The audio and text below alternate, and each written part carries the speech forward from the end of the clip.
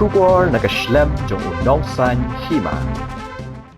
Ka kinhun menteri ke Sorkar Jilla ha ka Nongtrei unailar 8,000 apusan ha ka jingelang kalarai ban penlong da ka Eksamin bat ka interview na ka benta ban Thungkam Pura Ïaki Nongtrei Adhoc. Habai day bat kani menteri rang ba ka Jilla ukonrat ke sangma ula pente ba ka Sorkar kan bu kumbasya jar sanspat li kam ban penlat ki banthung lingba ki bapas ha ka Eksamin bat ka interview. Habai ekran makinong thok kubor menteri rang ba ka Jilla ulo ang baminta hadien usnem 8,000 nyo kidang don Nongtrei ki basu Thungkam bat kumta ka jingkali kami baga Sorkar kan le kumnu Ïaki minta ka yang ka shari kam shumla ailat banyat shakmat bat shu Thungkam ya kini ki brio klem da pelong ki Eksamin bat ki interview kumta ka Sorkar ka hap banyat kat kum ki kendon shu ulong balada phim Thungkam Pura ya kini ki kam lada syakren kini ki kam kin long thalino watla ki don Nongtrei Adhoc kumta ngilashim ya karai babaro kini ki kam balat on sathung pendap no ukonrat ula penbenaru baka Sorkar kan sa ailat da ka penjelane ka kerta yo kam na ka benta Nongtrei Adhoc ki balatrei la shipho khatsan snem knang bakin yo yakun ya ka Eksamin ula bendrap da ka baong baka kanhon menteri kala menjurru ya ka SOP na ka benta ki exam bat ki interview bakentup ya ka kendon ban ailat ya ka kerta yo kam ya ki brio ki badai hok ban yo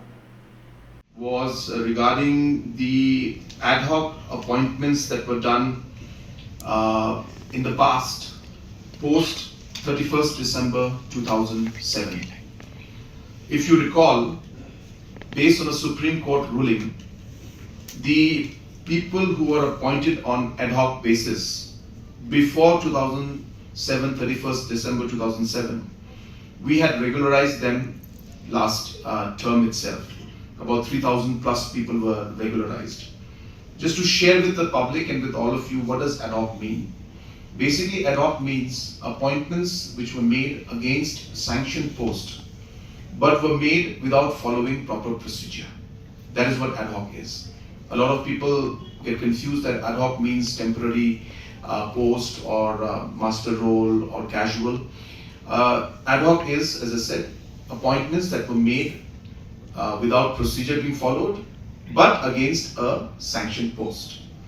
So, in the past, Supreme Court had given us direction that the government has the option to either conduct interviews and conduct examination and selection process for people before 2007, 31st December, or government can do a one-time regularization of those ad hoc appointments. And as a government, in the interest of the people working there, we decided to regularize those appointments.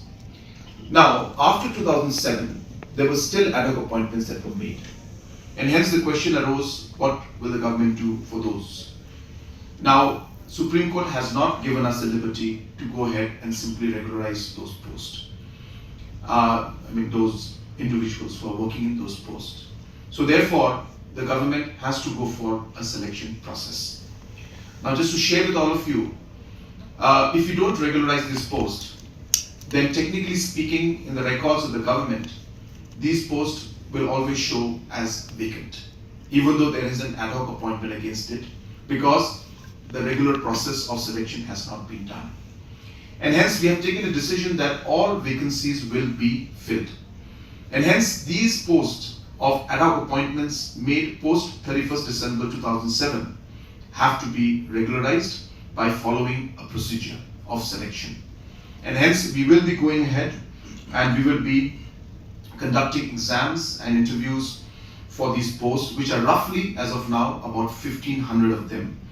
And an SOP has been made today, which has been passed by the cabinet. Now, the important part of the whole story is that these ad hoc appointments which were made, whatever the process not followed in the past or whatever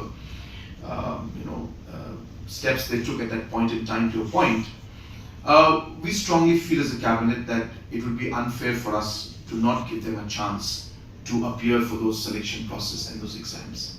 And hence, the decision we made today was, number one, to create an SOP, and in that SOP, number two, to have a provision to condone the age one time for those specific posts and individuals who are working as ad hoc employees in those sanctioned posts for the last 10-15 years now.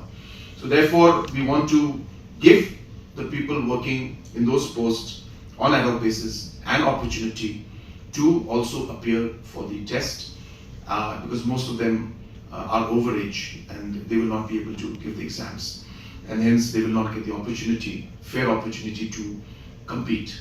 And to avoid that and to give them that fair opportunity, we are giving a one-time age relaxation only for these posts that will be advertised. So that's the second decision we took. Regarding the subsuming of 708 permanent posts of Border Wings Home Guard into the State Disaster Response Force. This basically is being done because there was a court ruling many years back where the government was asked to include these 708 people who were appointed at that point in time as permanent employees. And once they become permanent employees, we are not entitled to the voluntary personnel funds which are given by Government of India when it comes to the part-time volunteers. And as you're aware, Government of India gives that for the Border Wing Home Guards. Now, the decision we took today was that we will transfer these posts because they're already permanent employees based on a High Court ruling. And they will become State Disaster Response Force, as we're already paying for them.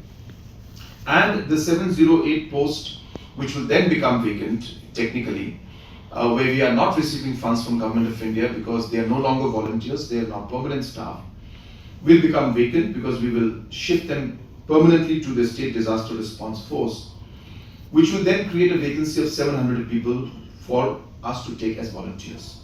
And we will recruit 708 people because this fund is available through Government of India and we get money for this. And we will make necessary provisions based on what we learned in the court ruling, which led to the permanent absorption of 708, to ensure that in the future that situation does not happen again. So that's the third decision that we took.